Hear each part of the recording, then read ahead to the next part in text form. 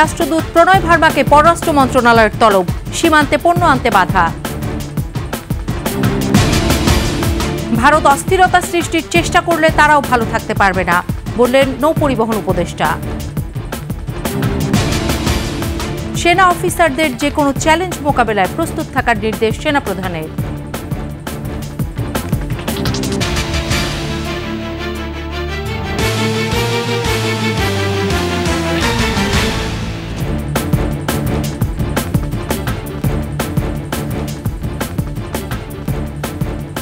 শুনছিলেন সংবাদ শিরোনাম।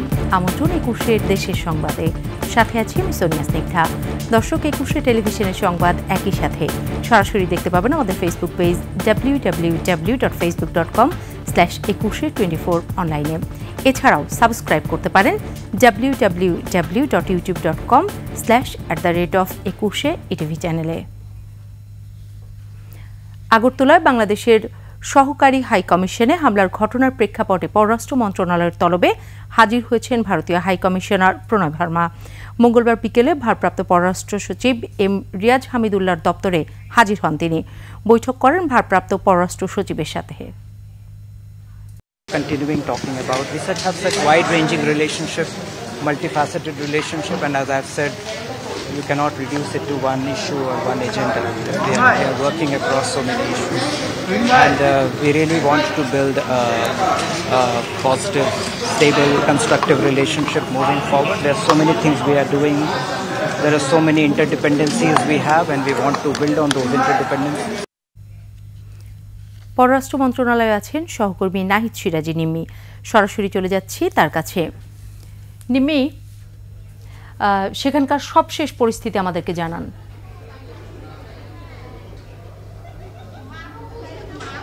স্নিগ্ধা, অনেক ধন্যবাদ আপনাকে। আপনি ইতিমধ্যে যেহেতু বললেন যে আমি আছি এখন বাংলাদেশের পররাষ্ট্র মন্ত্রণালয়ে, এখানে কিছুক্ষণ আগেই ভারতে যে প্রণয় ভার্মা ছিলেন ভারতীয় হাই কমিশনার, তিনি কিন্তু এখানে জরুরি তলব পেয়ে এখানে একটি বৈঠক করে গেছেন। তো এখানকার ভারপ্রাপ্ত যে সচিব রয়েছেন তার সাথে মূলত এই বৈঠকটি হয়েছে, এবং বৈঠকে বেশ কিছু বিষয় নিয়েও আলোচনা হয়েছে, যেটি আমরা বাহির থেকে এতক্ষণ পর্যন্ত বুঝতে পেরেছি।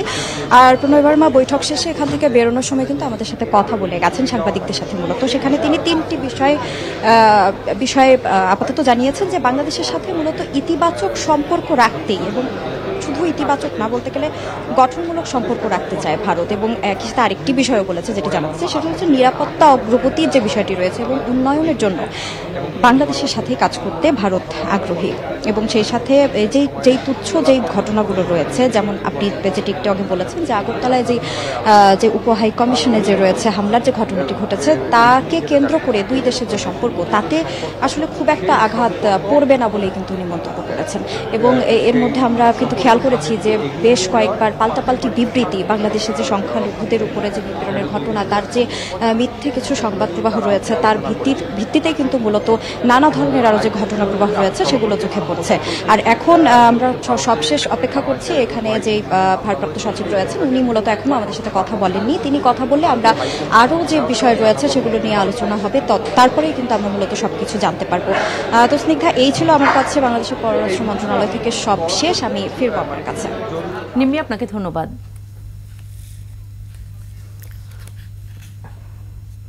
ইসকনের বহিষ্কৃত নেতা চিন্ময় কৃষ্ণ দাসকে গ্রেফতার এবং বাংলাদেশের সংখ্যালঘুদের উপর নির্যাতনের মিথ্যা অভিযোগ তুলে ভারতে বিক্ষোভ সমাবেশ করছে বিভিন্ন সংগঠন।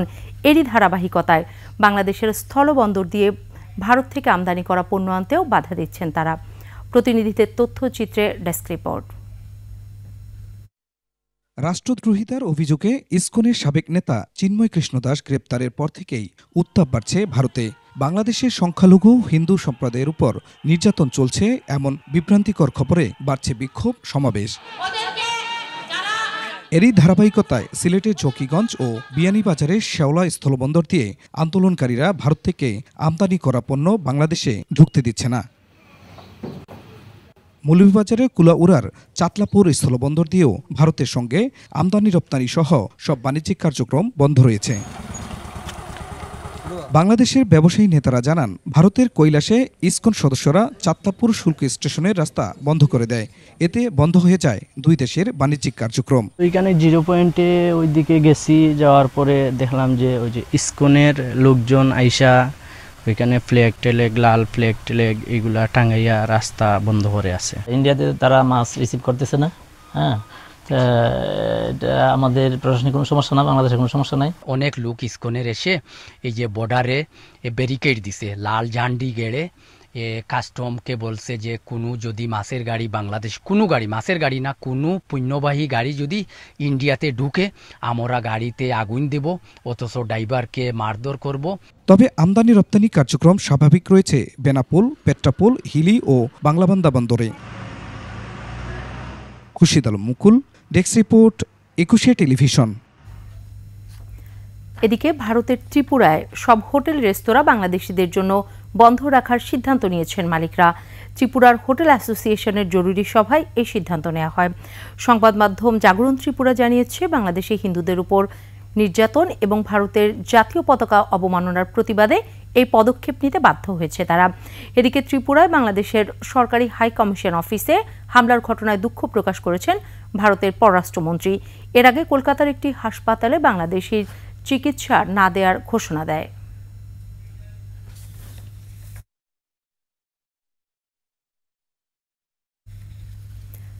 ভারতের সাথে বাংলাদেশের সম্পর্কের যে টানাপোড়েন তৈরি হয়েছে, দুই দেশের সরকার আন্তরিক হলে তা এড়ানো যেত বলে মনে করছেন বিশ্লেষকরা। তারা বলছেন এখনও সময় আছে বিষয়টি মীমাংসা করে ফেলার। তবে ভারতকে দাদাগিরি ছাড়ার পরামর্শ তাদের। যে কোনো অপ্রীতিকর ঘটনা সামাল দিতে বাংলাদেশকে প্রস্তুত থাকারও পরামর্শ দিচ্ছেন তারা। সঞ্জয় অধিকারীর রিপোর্ট। পদত্যাগের পর শেখ হাসিনা পালিয়ে ভারতে আশ্রয় নিয়েছেন। হাসিনার এই পতনে খুশি হতে পারেনি তারই অতি মিত্র দেশ ভারত। সম্প্রতি এই আগুনে আরও ঘি ঢেলেছে ইসকন থেকে বহিষ্কৃত চিন্ময় কৃষ্ণ দাসের গ্রেপ্তার। বিষয়টি নিয়ে ভারতের ক্ষমতাসীন বিজেপি সহ অন্যান্য দলের নেতারা বিরূপ মন্তব্য শুরু করেছেন। পাশাপাশি ভারতীয় কিছু মিডিয়া বিভ্রান্তিকর অপতথ্য প্রচার করছে। বাংলাদেশের মাটিতে বসে রাজাকার এবং পাকিস্তানি চরদের সঠিক উত্তর দেওয়ার ব্যবস্থা এপার থেকে ট্রু ভারতীয়রা করবে। এতে করে দুই দেশের মধ্যকার সম্পর্কে খানিকটা চির ধরেছে। পর্যটকদের ভিসা বন্ধের পাশাপাশি চিকিৎসা ভিসাও সীমিত করেছে বিজেপি সরকার। ভারত যেটা করছে এখন সেটা হলো হিন্দু কার্ড প্লে করছে। পরিস্থিতি যে ভাবে চলছে ভারতের তরফ থেকে, ওইটাকে মোকাবেলা করতে হলে কিন্তু দৃঢ় হতে হবে আপনাকে। এই সরকারের উচিত হবে পররাষ্ট্র মন্ত্রণালয়ে আরও সাহসী ভূমিকা নেওয়া। বাংলাদেশ নিয়ে ভারতের একপাক্ষিক আচরণের সমালোচনা করে বিশ্লেষকেরা বলছেন, ভারত আন্তরিক হলে এখনো সময় আছে দূরত্ব কমিয়ে আনার। ভিসা বন্ধ থেকে শুরু করে যেগুলো হলো, এগুলোর ইম্প্যাক্ট কিন্তু ইতিমধ্যেই কিছু কিছু হচ্ছে। ভারতের সঙ্গে আমরা বন্ধুত্ব চাই, আন্তরিকভাবে চাই, আমাদের প্রয়োজনে চাই, কিন্তু ভারত বন্ধুত্ব সুলভ আচরণ কখনো করতে পারে নাই। তবে অপ্রীতিকর কিছু ঘটলে তা মোকাবেলার জন্য প্রস্তুত থাকতে হবে এবং সেক্ষেত্রে বাংলাদেশও যথেষ্ট সক্ষম বলে জানান তারা। আমরা একটা ইউনিক জনগোষ্ঠী পৃথিবীতে, আমরা যেদিকে যাব সেটাই বিজয় লাভ করবে। আপনি 5ই অগাস্টের ঘটনা আপনি দেখেন, যেদিন সমস্ত মানুষ রাস্তায় নেমেছে, কেউ কিন্তু ঘরে বসে থাকেন। ভারত যদি আক্রমণ করে বাংলাদেশকে, সবাই কিন্তু রাস্তায় নামবে। দাদাগিরির পরিবর্তে ভারতকে বাংলাদেশের সঙ্গে বন্ধুসুলভ আচরণ করা উচিত বলেও মনে করেন বিশ্লেষকরা। আমাদের সাথে ভারতের অনেক সমস্যা, সীমান্ত সহ ট্রেড, এই ওই বহু বছর ধরে আছে, এগুলো বহুবার বলবার পরে তারা এগুলো একটাও নিষ্পত্তি করেনি। এখন তার এইসব ব্যাপারে যদি যত্নবান হয়, আমি মনে করি বাংলাদেশ খুবই পজিটিভ একটা অ্যাটিটিউড দেখাতে পারে। সঞ্জয় অধিকারী, 21 টেলিভিশন, ঢাকা। ভারত বাংলাদেশে অস্থিরতা সৃষ্টির চেষ্টা করলে তারাও ভালো থাকতে পারবে না বলে জানিয়েছেন নৌপরিবহন ও শ্রম এবং কর্মসংস্থান উপদেষ্টা অবসরপ্রাপ্ত brigadier general M Shakhawat Hossain. দুপুরে নারায়ণগঞ্জ নদীবন্দরের একটি প্রকল্পের পরিদর্শন শেষে তিনি এই মন্তব্য করেন। তিনি আরও বলেন, অস্থিরতা সৃষ্টিতে ভারতের অপচেষ্টায় বাংলাদেশের 18 কোটি মানুষ চুপ করে বসে থাকবে না। এ সময় ভারতীয় কিছু গণমাধ্যম ও রাজনীতিবিদ এই অস্থিরতা সৃষ্টির পেছনে দায়ী বলেও জানান তিনি। বাংলাদেশ অস্থিতিশীল যদি না, কথার কথা যদি হয়ও, তাহলে ওনারা আরামে থাকতে পারবেন। 18 কোটি লোকের দেশ এটা। তো কাজেই আমি মনে করি না যে ভারতের সরকার এ ধরনের কোনো, এগুলো মিডিয়া আছে, কিছু পলিটিক্যাল পার্টি আছে যারা ইলেকশন করবে, তারা মনে করে এগুলো করে তারা ভোট টোট পাবে, হয়তো তাদের ব্যাপার। রাষ্ট্রীয় পৃষ্ঠপোষকতায় বাংলাদেশের বিরুদ্ধে অপপ্রচার করছে বিজেপি বললেন বিএনপির সিনিয়র যুগ্ম মহাসচিব রুহুল কবির রিজভী। সকালে রাজধানীর নয়াপল্টনে দলের কেন্দ্রীয় কার্যালয়ে সংবাদ সম্মেলনে তিনি বাংলাদেশের কূটনৈতিক মিশনে নিরাপত্তা দিতে ব্যর্থ হয় ভারতে শান্তিরক্ষী পাঠানোর আহ্বান জানান। দুঃখের বিষয় হলো কিছু ধর্মীয় উগ্রবাদী ক্ষুদ্র গোষ্ঠী ভারতের চরম সাম্প্রদায়িক সংগঠন বিজেপির প্রত্যক্ষ মদদে উস্কানিতে বাংলাদেশে অস্থিরতা সৃষ্টির অপচেষ্টা চালাচ্ছে। চরম উগ্রবাদী বিজেপি যদি বাংলাদেশের বিরুদ্ধে যুদ্ধ ঘোষণা করতে চায় তাহলে বাংলাদেশের দেশপ্রেমিক প্রতিটা মানুষ এদেশের স্বাধীনতা, সার্বভৌমত্ব, সম্মান, আত্মমর্যাদা রক্ষায় রুখে দাঁড়াবে। সেনা অফিসারদের যে কোনো চ্যালেঞ্জ মোকাবেলায় প্রস্তুত থাকার নির্দেশ দিয়েছেন সেনাপ্রধান জেনারেল ওয়াকারুজ্জামান। একই সাথে যে কোনো সিদ্ধান্ত গ্রহণের ক্ষেত্রে দেশপ্রেমকে সর্বোচ্চ গুরুত্ব দেওয়ারও আহ্বান জানিয়েছেন তিনি। চট্টগ্রামে বাংলাদেশ মিলিটারি একাডেমির 87 বিএমএ দীর্ঘমেয়াদী ও 59 স্পেশাল কোর্সের অফিসার ক্যাডেটদের কমিশন প্রাপ্তির রাষ্ট্রপতি কুচকাওয়াজে যোগ দিয়ে এ আহ্বান জানান তিনি। বিপ্লব মজুমদারের ক্যামেরায় চট্টগ্রাম থেকে রিপোর্ট করছেন হাসান ফেরদৌস। সকালে সেনাপ্রধান জেনারেল ওয়াকারুজ্জামান ভাটিয়ারি মিলিটারি একাডেমিতে পৌঁছালে 24 পদাতিক ডিভিশন ও চট্টগ্রামের এরিয়া কমান্ডার সহ ঊর্ধ্বতন সামরিক কর্মকর্তারা তাকে স্বাগত জানান। পরে তিনি কুচকাওয়াজ পরিদর্শন ও প্যারেডের অভিবাদন গ্রহণ করেন।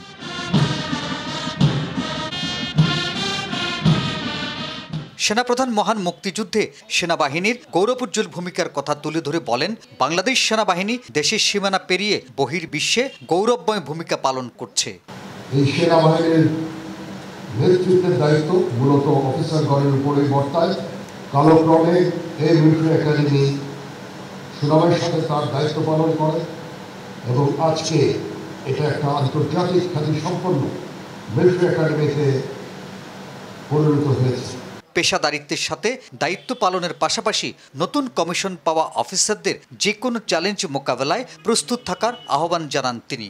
তোমাদেরকে যে কোনো ধরনের চ্যালেঞ্জে গ্রহণের জন্য সবসময় প্রস্তুত থাকতে হবে, সামরিক চেতনা মূল্যবোধকে সমুন্নত রাখতে এবং যে কোনো সিদ্ধান্ত গ্রহণের ক্ষেত্রে দেশপ্রেমকে সর্বোচ্চ গুরুত্ব দিতে হবে।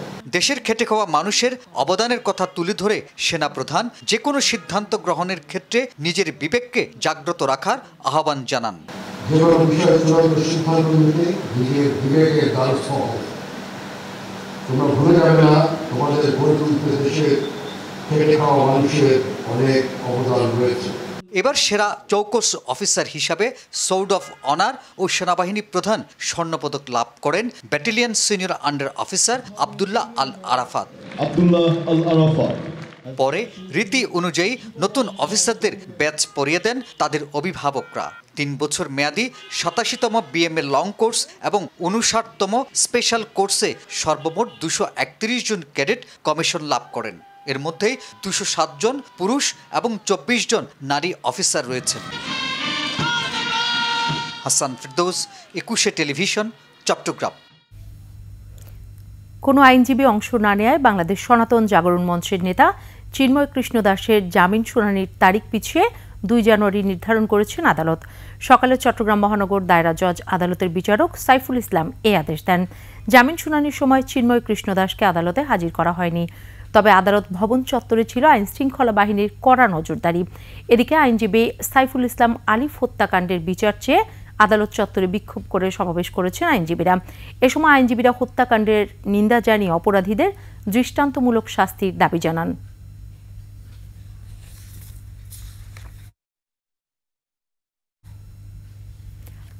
থানা থেকে লুট করা অস্ত্র দিয়ে তরুণীকে গুলি করে হত্যা করা হয়েছে বলে সংবাদ সম্মেলনে জানিয়েছেন মুন্সিগঞ্জ পুলিশ সুপার মোহাম্মদ শামসুল আলম সরকার। দুপুরে সংবাদ সম্মেলনে পুলিশ সুপার জানান, শনিবার সকালে পরিকল্পিতভাবে গুলি করে শাহিদাকে হত্যা করে তৌহিদ শেখ তন্ময়। 2.5 মাসের অন্তঃসত্ত্বা হয় বিয়ের জন্য চাপ দিলে প্রেমিকা শাহিদা ইসলামকে হত্যা করে তৌহিদ। হত্যাকাণ্ডে ব্যবহৃত অস্ত্রটি গত 5 আগস্ট ঢাকার ওয়ারি থানা থেকে লুট হওয়া অস্ত্র। সোমবার ঢাকার দক্ষিণ কেরানীগঞ্জের বটতলী বেইলি ব্রিজের নিচে পানি থেকে হত্যাকাণ্ডে ব্যবহৃত অস্ত্রটি উদ্ধার করা হয়।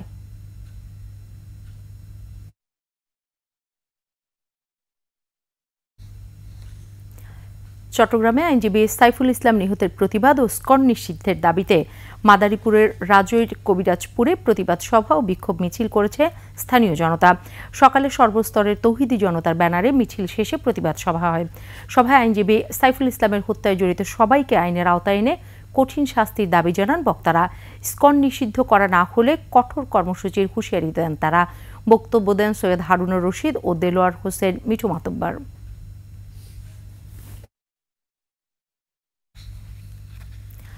ভোলায় মৎস্য বিভাগের পরিদর্শন টিমের উপর হামলা করেছে জেলেরা। আহত হয়েছেন মৎস্য কর্মকর্তা সহ ৫ জন। মৎস্য বিভাগ জানায় সদর উপজেলা মৎস্য কর্মকর্তার নেতৃত্বে একটি টিম পর্যবেক্ষণে যায়। এ সময় মেঘনায় চরঘেরায় জাল অপসারণ করতে গেলে জেলেরা তাদের উপর হামলা চালায়।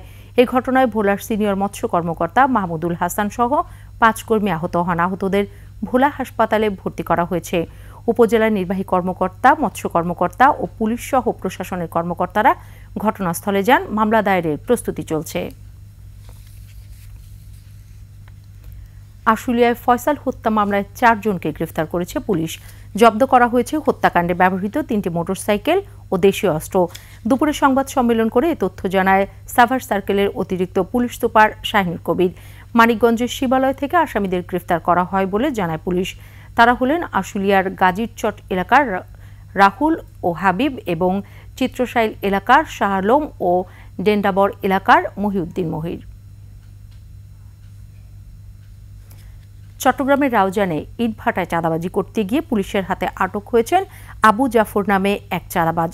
দুপুরে উপজেলার আলীখিল এলাকায় রাউজান ব্রিক্স ম্যানুফ্যাকচারের নামে একটি ইটভাটায় এই ঘটনা ঘটে। পুলিশ জানিয়েছে জাফর রাউজান ব্রিক্স ম্যানুফ্যাকচারের নামে ইটভাটার মালিক SM শহীদুল্লাহর কাছ থেকে চাঁদা দাবি করে।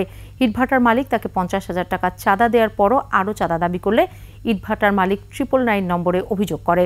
পুলিশ ঘটনাস্থলে গিয়ে তাকে চাঁদার 50,000 টাকা সহ হাতে নাতে আটক করে। এ ঘটনায় থানায় মামলা হয়েছে।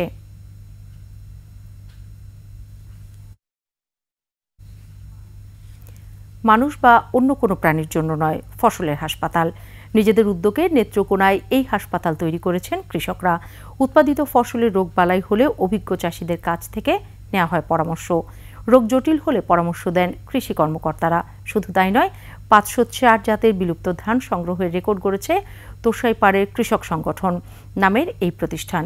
নেত্রকোনা প্রতিনিধি মনোরঞ্জন সরকারের তথ্য ছবিতে ডেস্ক রিপোর্ট। নেত্রকোনায় ব্যাপকভাবে সাড়া ফেলেছে ফসলের হাসপাতাল। 504 জাতের বিলুপ্ত ধানের জাত সংগ্রহ করছে প্রতিষ্ঠানটি। আটাপাড়া উপজেলার অভয়পাড়া এলাকায় 2005 সালে গড়ে ওঠে তোষাইপাড়ের কৃষক সংগঠনটি। নিজেদের ফসল রক্ষণাবেক্ষণ ও রোগবালাই থেকে রক্ষা পেতে স্থানীয় কৃষকদের এই উদ্যোগ ছড়িয়ে পড়ছে আশপাশের জেলাতেও। বিনামূল্যে বিলুপ্ত জাতের ধান বীজ সংগ্রহ করে নিজেরাই আবার সংরক্ষণ করছেন তারা। যে আরো বেশি হইলো যে আপনার যে আগে আমরা কামা করতাম, টিভি করতাম, বড়ু করতাম, লাফা করতাম, এগুলা কোনো জায়গায় নেই। আমাদের ইনো আছে, আমরা সবাই শ্বাস করছি। এবং আমি প্রথম 6টা জাত নিয়ে এই PPS প্লট শুরু করি। এখন প্রায় 504টা জাতের মতো ধান আমার এখানে আছে। হাসপাতালটা চালানোর উদ্দেশ্য হইলো এই যে ফসলের রোগ বালাই হইলে এইটা আমরা এনে বইয়া পরামর্শ করিয়া কি ব্যবস্থা নেওয়া যায় আলাপ আলোচনা করি। স্থানীয় জাতের বিলুপ্ত ধান নিয়ে গবেষণা করছেন কৃষকরাই। উচ্চ ফলনশীল ধানের সাথে টেক্কা দিয়ে পুরনো জাতের বিলুপ্ত ধান সংগ্রহ ও আবাদে লাভবান হচ্ছে তারা। যে ধান অল্প খরচে অধিক ফলন হয় সেটা কৃষকদের মাঝে বিনামূল্যে সরবরাহ করেন তারাই। আমরা ধান 20 জন আমরা ফুকাবো ধরে আমরা সেটা হাসপাতাল আমরা গিয়া হাসপাতাল থেকে ওষুধ আনি। অনেক দূর দূরান্ত থেকে মানুষ ধান নেয়। 10% যে কাটা, ওই কাটায় আমরা 4 মণ 4.5 মণ সেরকম ফলন পাইতেছি। 504 জাতের ধান বাছাই করে গেল 18 বছরে 65 জাতের ধান চাষে লাভবান হয়েছেন কৃষকরা। দেশীয় জাতের ধান চাষে অল্প খরচে অধিক লাভবান হচ্ছে বলে জানালেন এই গবেষক। কৃষক তার বীজ হারিয়ে এখন কোম্পানির বীজের উপর নির্ভরশীল। এই জায়গা থেকে কৃষক কিভাবে তারা ফিরে আসবে, এই উদ্দেশ্যকে নিয়েই নেত্রকোনা অঞ্চলের কৃষকেরা কাজটা শুরু করেছিলেন। কৃষকদের এমন উদ্যোগকে সরকারিভাবেও সহায়তা করা হচ্ছে বলে জানিয়েছে কৃষি বিভাগ। তারা বলছে এই গবেষণা ধানজাত সংরক্ষণে গুরুত্বপূর্ণ ভূমিকা রাখবে। বাংলাদেশের ছড়িয়ে ছিটিয়ে যে স্থানীয় জাতগুলি ছিল, এই স্থানীয় জাতগুলি তারা ট্রায়াল হিসেবে এখানে স্থাপন করেছেন। দেশের যে বৈচিত্র্যময় ধানগুলি ছিল সেগুলি জাতগুলি মাঠ পর্যায়ে দূরে রাখার জন্য তাদের এই উদ্যোগটাকে আসলে একটা প্রশংসার দাবিদার। সরকারি বেসরকারি পর্যায় থেকে এ ধরনের কৃষক সংগঠনকে সহযোগিতার মাধ্যমে কৃষিখাত এগিয়ে নেয়ার আহ্বান নেত্রকোনাবাসীর। Masuma Lisa, desk report, 21 television. শেষ করছি 21 দেশের সংবাদ। যাবার আগে সংবাদ শিরোনামগুলো আরো একবার। ভারতের রাষ্ট্রদূত প্রণয় ভার্মাকে পররাষ্ট্র মন্ত্রণালয়ের তলব, সীমান্তে পণ্য আনতে বাধা। ভারত বাংলাদেশে অস্থিরতা সৃষ্টির চেষ্টা করলে তারাও ভালো থাকতে পারবে না, বললেন নৌ পরিবহন উপদেষ্টা।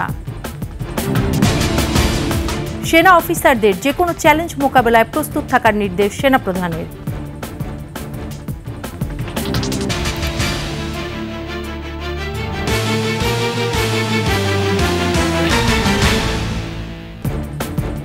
সর্বশেষ সংবাদ জানতে ডায়াল করুন 2021 নম্বরে, আর ভিজিট করুন 21-tv.com ওয়েবসাইটে।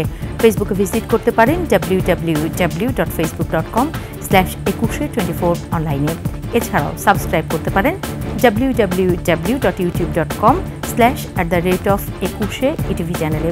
এতক্ষণ সাথে থাকার জন্য ধন্যবাদ। পরবর্তী সংবাদ সন্ধ্যা 7টায় দেখার আমন্ত্রণ রইল। 21-এর সাথেই থাকুন।